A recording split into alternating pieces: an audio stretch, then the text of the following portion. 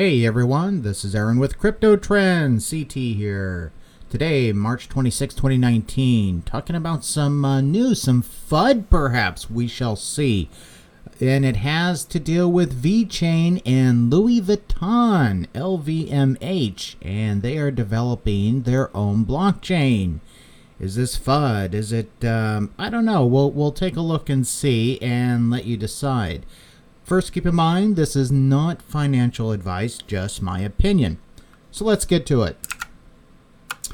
So the big news came out on CoinDesk, okay? And it says Louis Vuitton owner LVMH is launching a blockchain to track luxury goods. All right, so let's get into this. What are they doing? Luxury blockchain conglomerate LVMH, owner of the iconic Louis Vuitton label, is preparing to launch a blockchain for proving the authenticity of high-priced goods. Yeah, and for you VeChain people out there, that's exactly what VeChain is doing, right? So they're calling this, they have a code name, Aura. The cryptographic provenance platform is expected to go live May or June. And it's for LVM brands, perfumes, Christian Dior. And then now it's going to be extended to LVM's other 60 plus luxury brands and even sometime in the future to its competitors. LVM says that they have enlisted a full-time blockchain team who have been in stealth mode for over a year, working closely with Ethereum design studio Consensus and Microsoft Azure. And this is according to two people familiar with the project. Aura has been built using a permission version of the Ethereum blockchain called Quorum, and that's the one that was developed by JP Morgan. Neither LVMH nor its partners, Consensus and Microsoft, would comment ahead of the project's official launch. So we'll see what's going to go on here. Another thing here, it says, but a source involved in the build told CoinDesk this. To begin with, Aura will provide proof of authenticity of luxury items and trace their origins from raw materials to point of sale and beyond to used goods markets. The next phase of the platform will explore protection of creative intellectual property, exclusive offers, and events for each brand's customers, as well as anti-ad fraud. Okay. And then they have here the white label. So the white label is just like a generic, okay?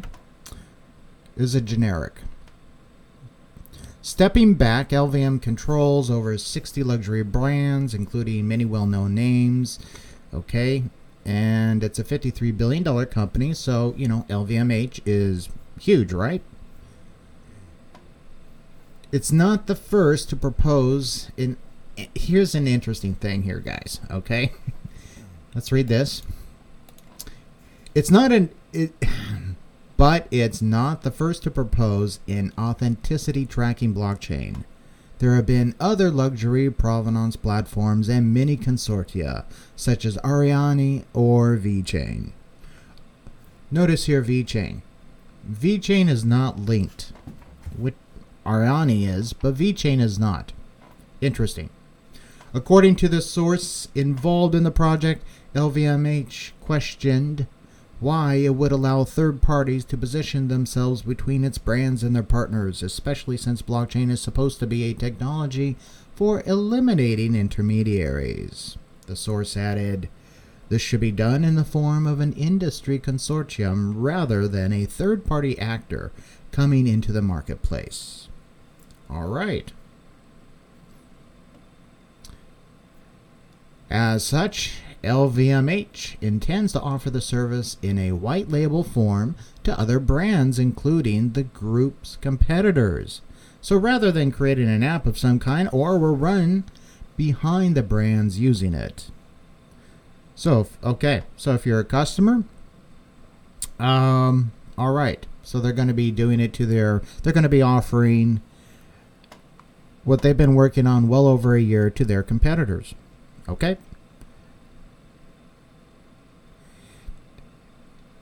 So moving on here, what they're building this on is Quorum. It's an ERC 721 non-fungible token. And yeah, so you guys can go ahead and read the rest of this article here. But things are just, I don't know, I was reading this and I was thinking, oh, okay. So they're going on to blockchain and all this, and they're going to have provenance, great stuff, right? It's everything VeChain was supposed to be. But things just quite aren't adding up. It's, what can I say? They might actually be trying to do this. I do question the source, which is CoinDesk, which in regards to VeChain has never put really, I don't know, let me ask you this. How many good articles or news articles have you seen on CoinDesk about VeChain? I haven't seen any. I've seen some FUD, and this is just one of them. So you tell me. You go back, you do the research, you check out CoinDesk and see how many pro VeChain articles you have seen on this. Nevertheless, moving on. Here's another thing here. VeChain is not even linked. Very, very odd. They're going to be dishing this out to their competitors. It's going to be basically a private blockchain. It's permission private. There's some things here that aren't quite adding up. Okay. Anyway, that's it for this article here. The link is below. Check it out and read it. Let's go check out Jason Rockwood. He has some tweets on this. And we'll scroll on down. And he says, remember that time a shipping company tried to launch a private permission blockchain supply chain solution for their competitors and no one joined? Yeah, that was Maersk's, right? Remember that? So, interesting post there. And then he says, thanks for the tweets, Jason. We appreciate it. First off. Okay. Next one, he says, a private permission blockchain has a central administrator and thus can't be trusted. If you were a competitor, would you trust me to run your businesses on your private, centrally controlled blockchain? Yeah. Then he says, really excited for someone to show me any examples of successful private permission blockchain ecosystem involving multiple competing parties. And he says, I'll wait. Yeah. Yeah. Here's another good one. As a former CIO, I've lived numerous examples of the chaos that is corporate IT. Yeah. Yeah. Being in IT myself, yeah, I concur with that. And this is basically kind of how it works and how he's seen it work in 4 steps. Okay, we'll cover this. So step 1, company hires third party, says, hey, we can do this cheaper in-house, brings it in-house, and then messes it up and goes back to the original third party to fix everything. Pretty much. And then step 2, company builds in-house solution for tech problem and has success. Then they try to, dish it out, pivot it to software as a service business. That's SaaS. The SaaS business model to make more money by selling to competitors. But they aren't a tech company, so, they really have issues on how to manage this and stuff like that. And the infrastructure fails. It goes flat. Step 3, company is a part of a conglomerate, and individual operating entities have their own IT budgets, goals, and vendors, often in conflict with one another. Yeah. And then section 4, and he says this is his favorite one that he's seen many times. The smart CIO or innovator VP finds the best, smartest tech and has successful implementation. A non-IT executive in another area, usually a group CEO or CFO, steals the idea to get credit and does it independently and then fails.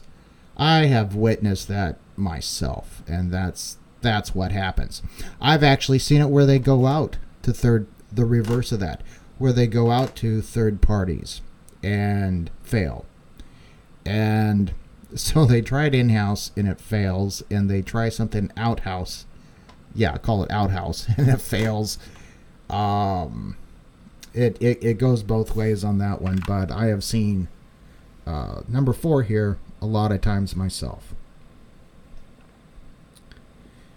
Basically, he says the moral of the story is don't let a meaningless, politically motivated press release stress you out. You have the facts, remember them. Don't make stuff up. Don't read one thing and make assumptions. Here. And that's really a big thing to keep in mind here. All right. So we have there's a whole bunch of stuff on the Reddit. People are kind of freaking out and stuff. But keep in mind, if they have done this, if Louis Vuitton has done this, hey, best of luck to Louis Vuitton. Okay. They're a business, and I'm a big time capitalist. So if they have done this, great, best luck to them, and let it be. Okay.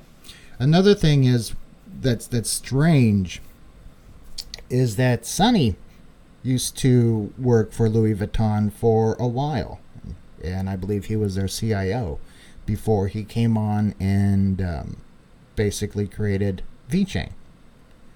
So it's really odd, and there's been other links and stuff like this. So perhaps Louis Vuitton might just be looking to get into the blockchain business on its own to track luxury goods. We'll see, but it's private and permissioned. That's a little bit different than blockchain. Right? Yeah, you can use blockchain internally, but it's when you're working with competitors and stuff like that, they want pretty much of a trustless environment. They really don't want anyone controlling it, especially their competitors. We'll see. Also, when they do stuff internally, you have the IBM Maersk issue where people are saying, okay, who actually owns the intellectual property, the IP? And that's an interesting thing. With VeChain, they have the authority nodes, the ANs. And are those actually going to be the owners of the IP, the intellectual property? Are they buying into the company? We'll see. Interesting thing here, too, is also who's hooked up with VeChain, and that is DNVGL. DNVGL is huge into tracking, into basically for everyone. It's assurance, okay? DNV, excuse me, I'm like freezing here and almost shivering. DNVGL is into assurance, big time, right? So it's just interesting. It's just things aren't quite adding up. So we'll see where this goes, okay?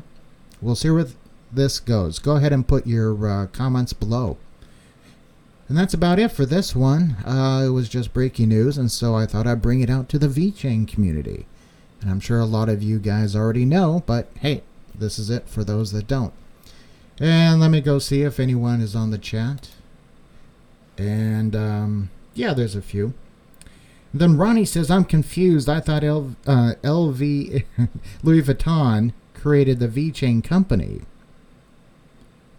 I'll watch. No, it didn't. Louis Vuitton did not create the VeChain company.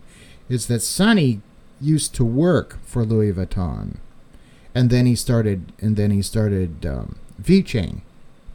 Started something else before, but then broke off, and then it started VeChain. And yeah, it's LVMH. Okay. Yeah, and so that's what happened. He used to work with this, so he has a lot of ties with Louis Vuitton. He has a lot of ties in there. So that's one of the things that's odd. Okay, one of the things that's odd.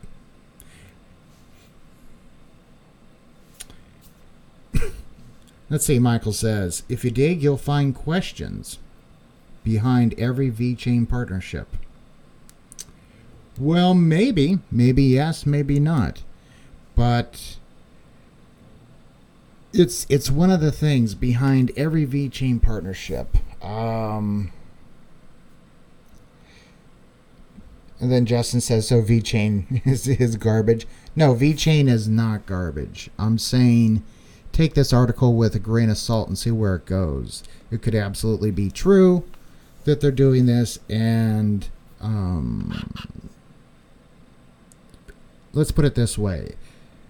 Success, I'll give them the benefit of the doubt. They may or may not be able to pull it off.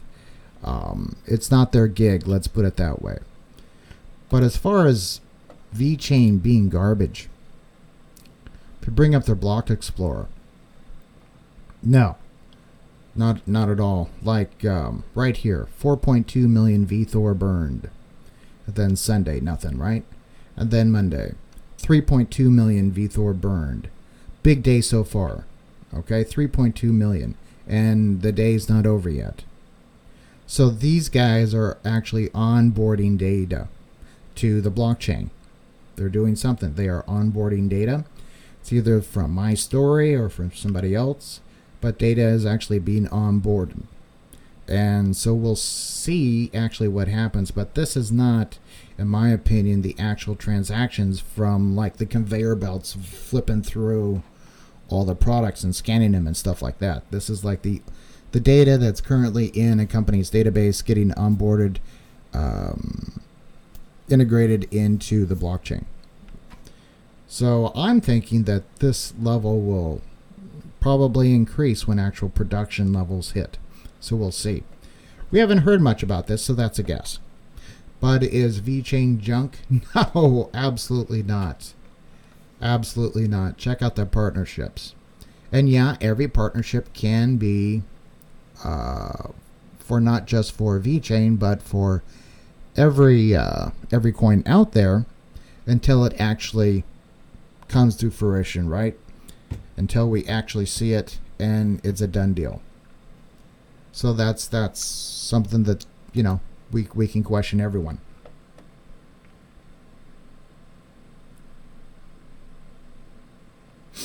So Justin says, guess I'm a XFR to XRP. What does XFR mean? Transfer, perhaps? To XRP?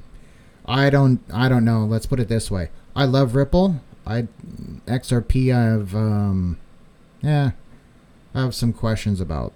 Let's put it that way. But Ripple and XCurrent I like. Anyway, yeah, so that's about it, guys. Just thought I'd do a stream on this. Leave your comments below on what you think. That's about it. So catch you later. Have a good one, guys.